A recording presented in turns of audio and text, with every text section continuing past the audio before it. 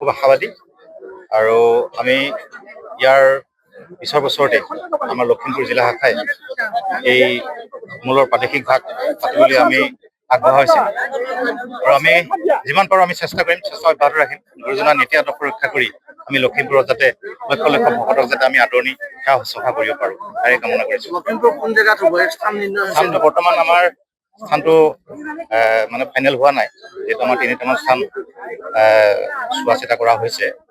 পৰৱৰ্তী পৰ্যায়ত আমাৰ কাৰ্যকৰ্তাসকলে বিষয়ববীয়া বাপসকলে এই স্থানটো নিৰ্ধাৰণ কৰিব। এই যে আপোনালোকে পতাকা লখিমপুৰলৈ কঢ়িয়াই নিব, কিমান মান মানুহৰ লগত যাব? আমাৰ মানে গাড়ী কিমান হৈ গৈছে আমি নিজে ভাবিব পৰা নাই, যথেষ্ট বহুত হৈ গৈছে।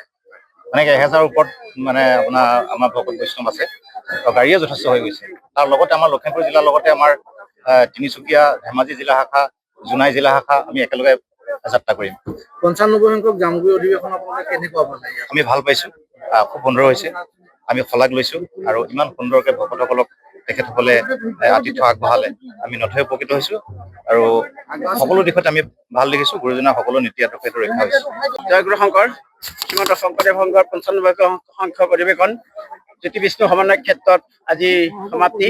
আজি সমাপ্তিৰ অন্তত আমি লখিমপুৰ জিলা শাখাই 96 সংখ্যক অধিৱেশন ভাগি অনুষ্ঠিত কৰিবৰ কাৰণে আজি মূলৰ পদাধিকাৰ বা সন্মানীয় প্ৰধান সম্পাদক বাপৰ লগতে মূলৰ বাপাই সমস্ত আৰু লখিমপুৰ জিলা শাখাৰ বিষয়ববীয়া বাপাই সমস্তৰ উপস্থিতিত, আঞ্চলিক শাখাৰ বাপ সংস্থাৰ উপস্থিতিত, প্ৰাথমিক শাখাৰ বাপ সংস্থাৰ উপস্থিতিত আমি শ্ৰীমন্ত শংকৰদেৱ সংঘৰ এই ধৰ্মীয় যি পতাকা আমি গ্ৰহণ কৰিছোঁ।